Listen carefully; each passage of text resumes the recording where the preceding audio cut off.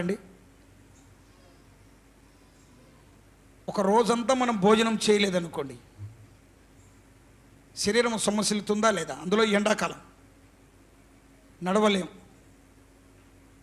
శరీరం ఎట్లుంటుంది, చెమటలు పడుతూ ఉంటుంది, ఇబ్బందికరంగా ఉంటుంది. 3 పూటల ఈ శరీరానికి ఆహారము లేకుండా ఉంటే శరీరం ఎంత అలసిపోతుందో నీకు నాకు మనందరికీ శరీరాలు ఉన్నాయి కాబట్టి తెలుసు. అయితే ఆత్మ కూడా అలా అలసిపోతుందంట. ఎప్పుడు? ప్రార్థన లేని సమయములో.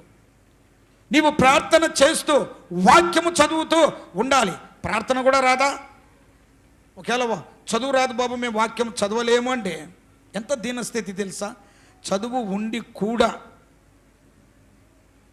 న్యూస్ పేపర్లు వచ్చి చదువుతామా లేదండి?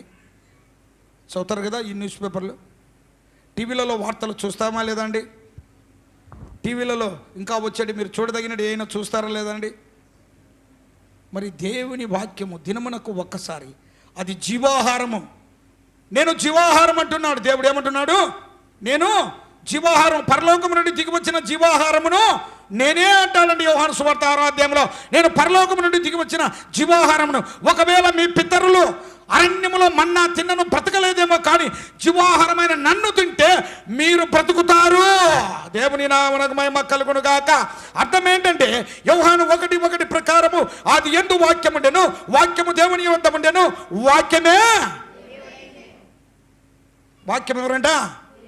దేవుడు ఏమన్నా జీవాహారమును నేనే. ఇప్పుడు ఎవరిని తినమంటున్నాడు? నన్ను తినండి అంటున్నాడు. వాక్యం రోజు ఒక పేపర్ తెంచుకొని తిందామా? చెప్పాను కదా ఇంతకుముందు, మా ఫ్రెండ్ ఒకటి